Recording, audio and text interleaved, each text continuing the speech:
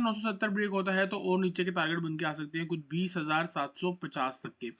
Hello everyone, welcome back to another video. इस video में बात करेंगे हम निफ्टी और बैंक निफ्टी के बारे में। तो आई होप आपका लास्ट का दिन बहुत बढ़िया रहा हो।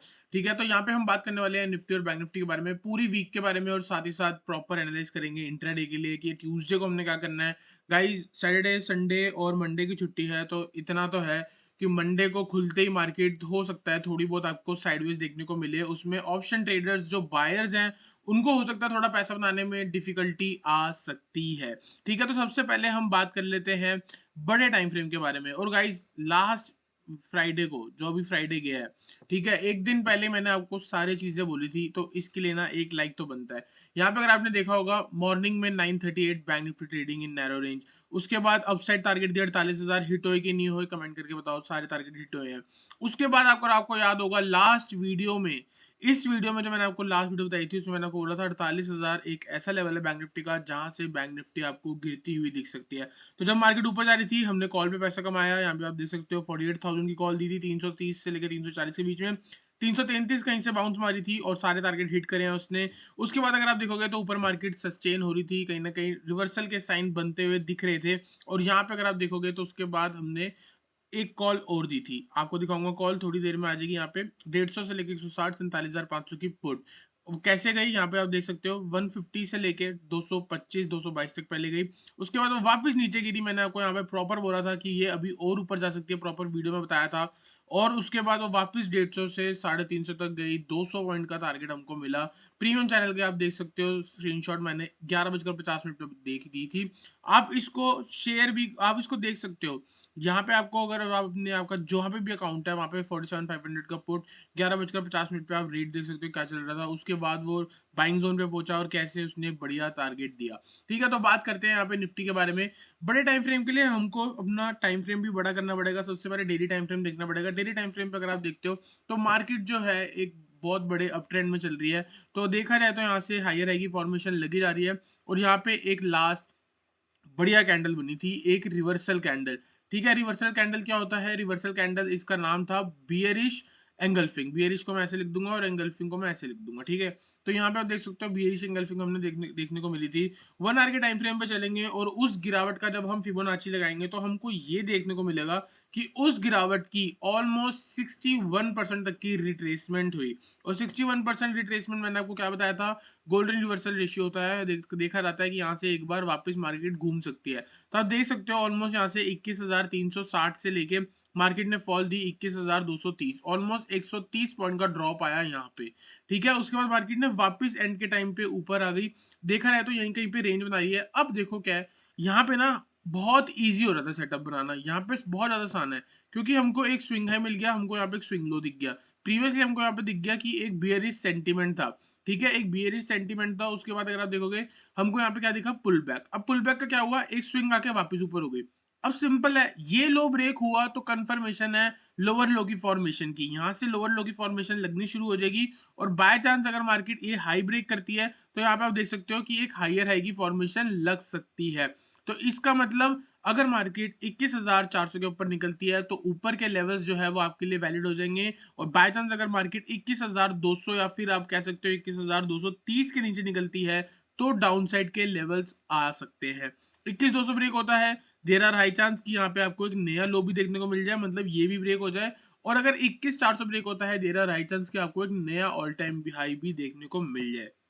ठीक है, तो यहाँ से हमने क्या करा है, यहाँ पे हमने फिबोनाची लगा दिया है और इसी फिबोनाची पे हम ट्रेड करने वाले हैं। मतलब ये है कि अगर by chance all time high break होता है, ये लेवल ब्रेक होता है, आपके पास हर्डल आ जाएगी यहाँ पे। और बाय चांस ये भी ब्रेक होता है तो ऊपर के लेवल 21,760, 21,848 एंड 21,973, जो कि आपका ऑलमोस्ट 22,000 के आसपास हो गया।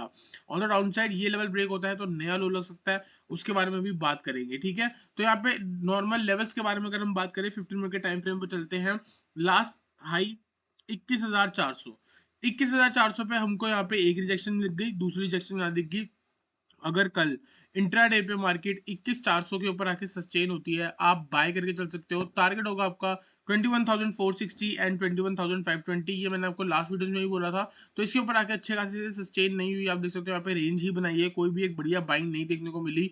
ठीक है, एक करेक्शन भी हो गई। अगर अब यहाँ पे ब्रेक करती है तो यहाँ कहीं के स्टॉप लॉस से हम यहाँ तक के टारगेट लेके चल सकते हैं। और बाय चांस अगर मार्केट 21,522 के ऊपर आके सस्टेन या फिर डेली क्लोजिंग देती है तो हम एक्सपेक्ट कर सकते हैं कि आने वाले दिन में मार्केट 21,600 को ब्रेक करके 21,750, 21,850 और 22,000 तक के लेवल दिखा सकती है। ये कब वैलिड होगा? जब 21,600 ब्रेक होगा, उससे पहले ये वैलिड नहीं है। ऑन द डाउन साइड यहाँ पे आप देख सकते हो क्या हुआ, ये एक हाई लग गया, यहाँ पे एक लो लग गया और यहाँ पे अभी तक क्या है, एक लोअर हाई। तो डाउन ट्रेंड की कंफर्मेशन कब होगी? जब यहाँ पे एक लोअर लो लगेगा। उससे भी पहले अगर ये लेवल ब्रेक हो जाता है तो हम एक्सपेक्ट कर सकते हैं कि मार्केट लोअर लो लगाएगी। तो जब तक इस रेंज के अंदर है आप मार्केट को अवॉइड करके चल सकते हो सकता है साइडवेज होगी। अगर बाय चांस मार्केट ट्यूसडे को फ्लैट या इस जोन में खुलती है तो देयर आर हाई चांस कि पूरा ट्यूसडे का दिन आपको यहीं कहीं देखने को मिल सकता है और सेकंड हाफ में कहीं ना कहीं ऊपर की तरफ ब्रेकआउट या नीचे की तरफ ब्रेकआउट देखने को मिल सकता है। तो मैंने आपको सिंपल बोल दिया 21,400 के ऊपर ही बाय करना है। ऑन द डाउन साइड 21,230 और यहाँ पे आप देख सकते हो ये जो लेवल है फिबोनाची का 21,212, तो ये जो है ना अपने आप में एक सपोर्ट बन जाएगा। तो हम सिंपल 21,200 के नीचे शॉर्ट करने वाले फॉर द टारगेट ऑफ 21,120 और ये टारगेट भी अगर अचीव होता है इसके नीचे अगर मार्केट निकलती है तो नीचे आपका टारगेट हो सकता है 21,050 और वापस 20,970 का। 20,970 ब्रेक होता है तो और नीचे के टारगेट बन के आ सकते हैं कुछ 20,750 तक के। तो मार्केट जो है अभी एकदम बीच में खड़ी है, ये लेवल ब्रेक होगा तो ऊपर, ये लेवल ब्रेक डाउन होगा तो नीचे जाने वाले हैं। आई होप आपको निफ्टी एनालिसिस क्लियर हुआ हो। चलते हैं बैंक निफ्टी पे, बैंक निफ्टी को एनालाइज करते हैं। तो यहाँ पे अगर आप बैंक निफ्टी देखोगे बड़े टाइम फ्रेम पे क्या हुआ है, मेरे को लगता है पूरा हफ्ता एक रेंज बन सकती है। जैसे कि अगर आप यहाँ पे देखोगे रेसिस्टेंस, यहाँ पे रेसिस्टेंस, यहाँ पे रेसिस्टेंस, तो ये वाला जो जोन है ना वो अपने आप में एक रेसिस्टेंस हो गया। तो ये क्या बनेगा? आपका एक सेलिंग जोन बनेगा। ऑन द डाउन साइड यहाँ पे बाइंग हुई थी तो इसको आप सपोर्ट बोल सकते हो, यहाँ पे बाइंग हुई है तो इसको आप सपोर्ट बोल सकते हो। अगर फिर से मार्केट में आती है तो यहाँ से फिर से सपोर्ट लेके वापस ऊपर जा सकती है। तो गाइस अगर आप यहाँ पे देखोगे तो आपको क्या दिख रहा है, मैंने जान की इतनी सारी लाइन क्यों मार्क करी है, आपको ये दिखाना चाहता हूँ कि ऊपर जब आती है तो यहाँ साइडवेज है, ठीक है। बीच में अगर आप देखोगे थोड़ा सा एक शार्प फॉल दिखता है, शार्प अप मूव दिखती है, शार्प फॉल दिखता है, फिर यहाँ शार्प फॉल दिखता है। तो 47,600 से लेके 47,300 वाला जो जोन है ना वहां पे मार्केट में एक स्पीड है, ठीक है। ऊपर भी है, हाईली वॉलेटाइल है, लेकिन साइडवेज भी है।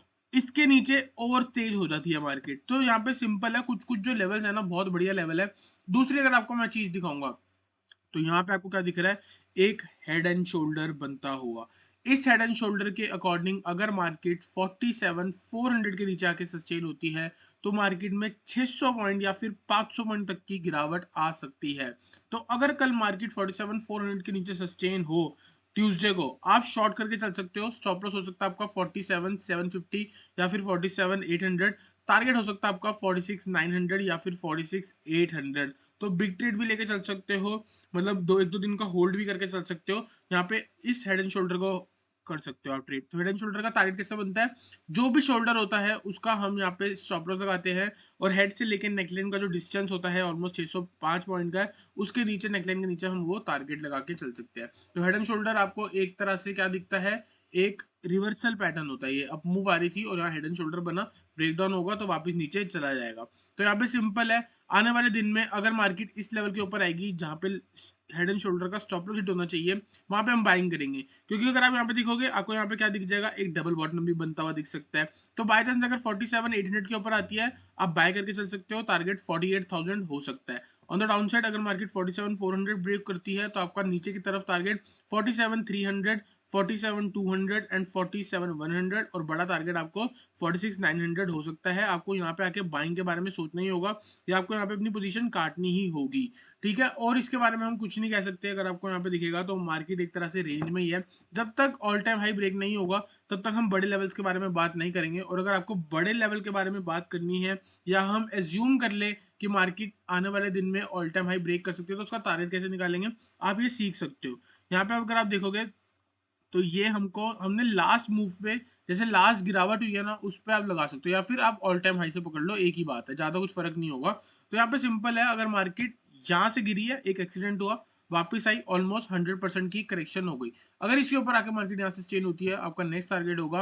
48,573, 48,750 एंड 49,000 भी हो सकता है। तो जब तक मार्केट रेंज के अंदर है आपको कैसे ट्रेड करना है वो मैंने आपको बता दिया है। रेंज का ब्रेकडाउन होता है तो ऑलमोस्ट रेंज आपको 1000 पॉइंट की दिखती है, 47,000 या 46,900 के नीचे आके सस्टेन होगी, 1000 पॉइंट का ड्रॉप आ सकता है। और यहाँ पे आपको दिख सकता है कि यहाँ पे कुछ गैप्स भी थे, तो वो भी फिल होते हुए दिख सकते हैं। जैसे अगर आप देखोगे ये गैप तो यही फिल हो गया, इसके नीचे एक बड़ा सा गैप है वो भी फिल होता हुआ आपको दिख सकता है। तो आई होप आपको निफ्टी और बैंक निफ्टी से क्लियर हुआ हो।